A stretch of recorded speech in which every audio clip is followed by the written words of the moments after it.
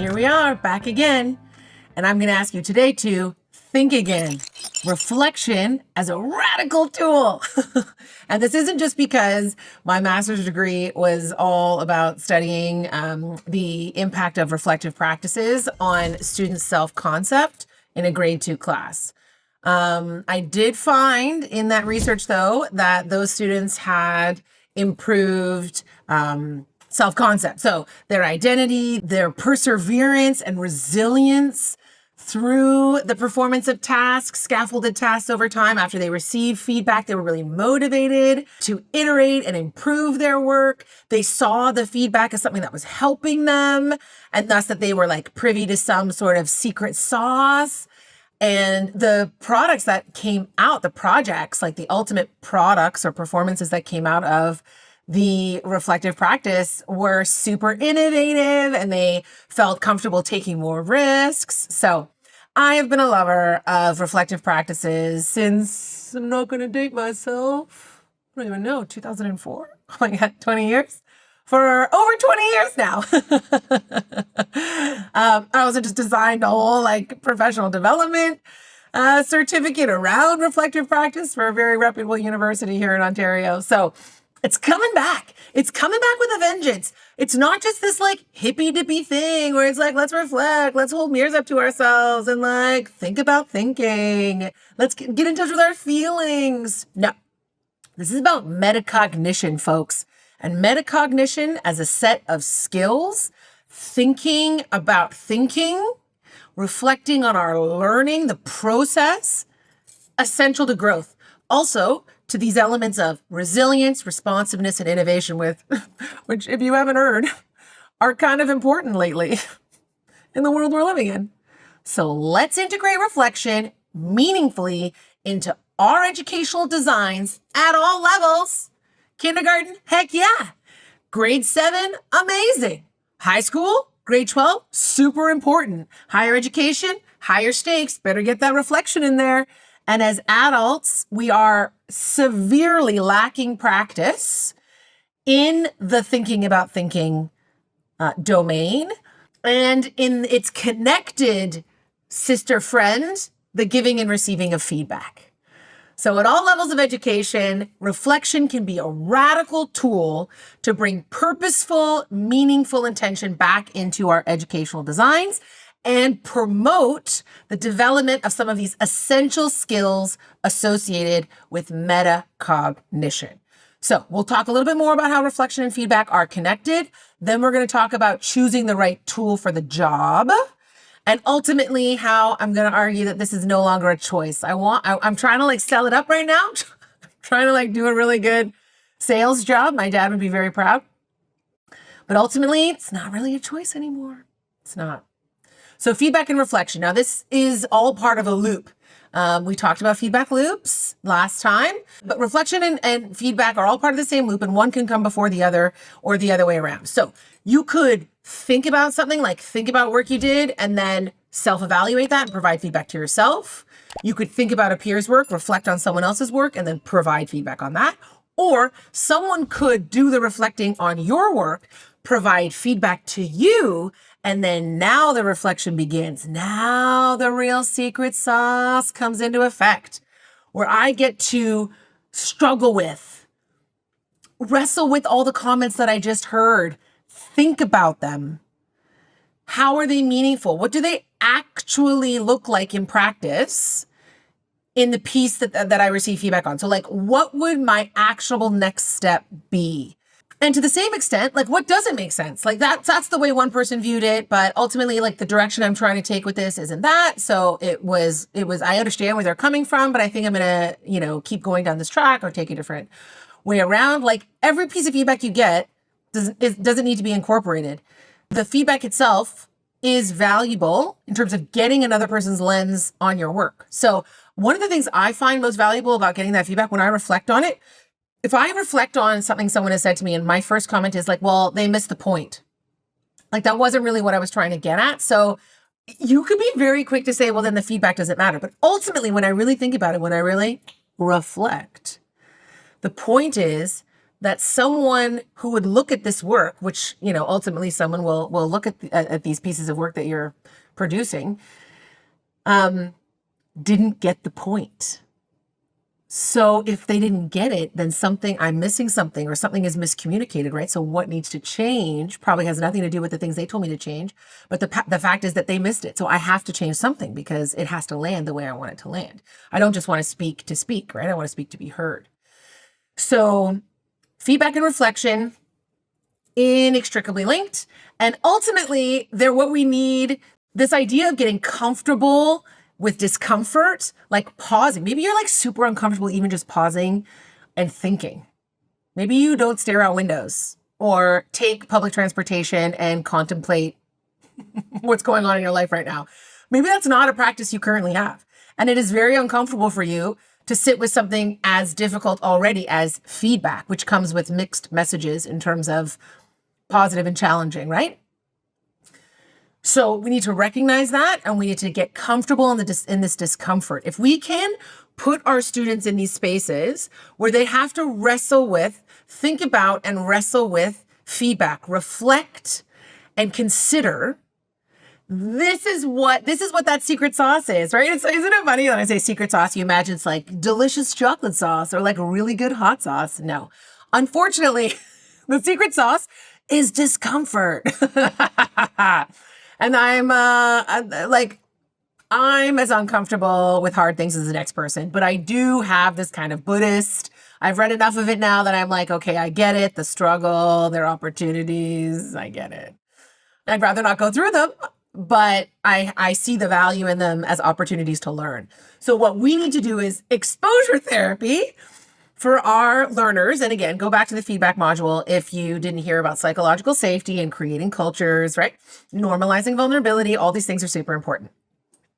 And you want to include reflection in that. Pausing, reflecting, and then acting. Like, what are you going to do with the feedback that you heard? Like, how often have you ever done that as an educator? Have you ever sat with a student or asked a student to personally journal or answer the question in some way, shape, or form? What are you going to do with the feedback you heard? Like, what kind of changes are you going to make? What do you think? What are you thinking? What did you think about it? Very, very, very, very valuable and skills-based. So let's integrate this radical tool because it's so, so useful. And it's connected to feedback, which we've already talked about the value of integrating. So, right? It's a twofer. It's this process of, if you think about it around assessment, you can reflect on a lot of different things, right? Reflective practice can include a multitude of different things. But if we want to focus on assessment, that there are these things that people are producing, assignments or outputs to activities, and then we want our learners to think about what they produced or think about the learning that just took place, that we hope took place, in order to move forward with and improve and iterate a product or performance in some way. This is so valuable. It's tied with authentic learning. We can leverage digital tools. Okay, let's get to the choosing the right tool for the job. Technology is very useful in the reflective practice process because it can expedite the process. Like, I do a lot of reflecting in the notes function on my phone. It's great, just like a blank piece of paper. Thinking about something and then having an open blank notes page open on my phone and then recording thoughts in that way. Think about digital journals. Think about students who are co-creating something in a group project. If they had a section in their shared document for notes on iterations, like feedback, change, piece of feedback, change made or not made, right? Like action, feedback, action, feedback, action. Reflection is in there, right? You can also do a lot of online reflective journaling and portfolios. They could submit something through an online LMS and then annotate either in voice or video format a reflective piece to go along with their submission. By the way, in a world that everyone is worried about AI automation and AI academic integrity in the age of AI, having a required reflective component to submissions adds an extra layer of integrity to your assignment, because that student is then all the better if they're in person, all the better if there's, no notes and they're just thinking about what they've thought about. And they, even if the thoughts aren't super organized, they don't have it. That's not an AI outputted reflection. It's something that it's a conversation or a dialogue that you can have with your students, but it adds a layer of integrity in terms of asking them to think about why they made certain choices in their assessments. You could also, but this becomes a little bit more contentious in terms of like it's a more higher risk reflection, but to add an extra layer of security in terms of that reflection for academic integrity, you could pick specific things that they don't know what you're going to ask them, right? Like, why did you write this, or why this particular argument, right? So they haven't had time to generate an AI output, and they have to think on the spot for those reflective pieces to the puzzle. Anyways, super helpful. Digital tools can be very helpful in streamlining and making these processes more efficient for you. Peer reflections and reviews and feedback can happen online, and you just get it populated right there in your grade book, right? If we have to have these kinds of scaffolded assignments and they have to happen over time, we might as well leverage technology to make sure that these are not adding time to my workload, right? I already have too many things to do and too few resources in which to do them. So choose the right tool for the job. Also, reflection is best when it's a habit. So I always say to my sister's not going to listen to this episode, so we're fine.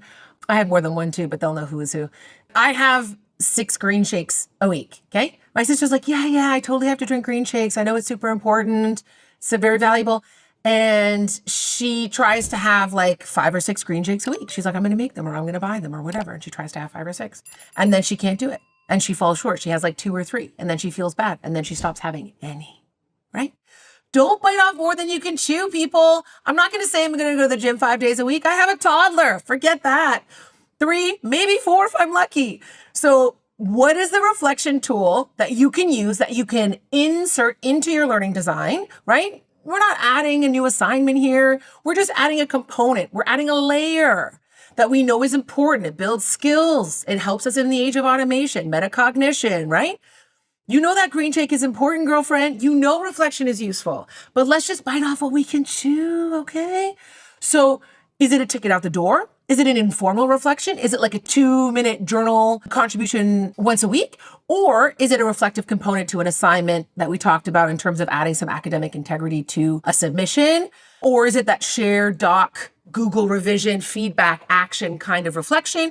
Is it a recorded clip that you can do audio on student work before they go ahead and iterate and submit the next version of that assignment? What is manageable, right? Because this needs to be sustainable. Reflection, we're talking about introducing reflection as a radical tool, okay?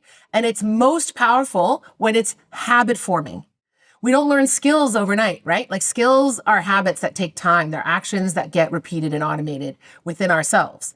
So introduce the pieces of reflection, those like activities, those like 2-minute chunks, smaller chunks, bigger things that you can do, and stick with it. And you will see the benefit of this reflection the same way the green shakes show benefit, and the 3 or 4 times to the gym show benefit. Choose the right tool for the job.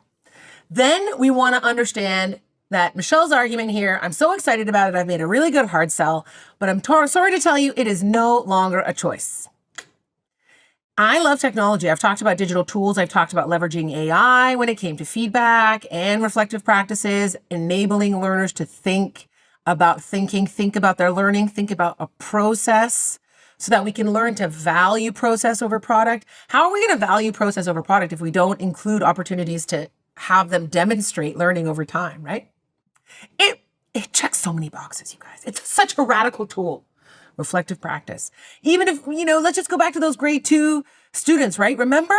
They felt so empowered. They had positive self-concept, felt great about themselves, more resilient, more innovative. If they can do it, we can do it. We just have to form the habits. And in a world where automation, I've talked about it a lot. I know I don't want to belabor it. And I'm not wearing my hippie necklace and my hair is not completely down. But I will say that in the age of automation, we need to double down in education on humanity, on the skill sets that make us uniquely human. I know everybody wants economic citizens, participants in society who are resilient, responsive, and innovative. That's great. We also need them to be caring.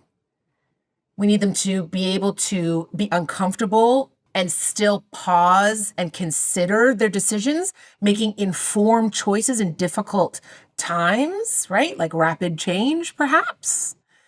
We want to have that kind of self-regulation, the opportunity to adapt with more ease and have more agency and independence as human beings. This is humanity. I'm happy to say that these are naturally, biologically, sociologically, anthropologically human superpowers. So let's introduce reflection, reflective tools, and the process of feedback looping into our educational designs, and let's start to reap that benefit. Let's start to revolutionize education through these small incremental steps like reflective practice. Join me next week when we will wrap up the year with my predictions on the future of education moving forward in 2026. The Education Revolution podcast is produced in-house by community members, and I'm your host, Dr. Michelle Sangera. Thank you for listening to this week's episode, and don't forget to subscribe to my YouTube channel and head over to my website to opt in for my newsletter for more ways to connect with some of these big ideas.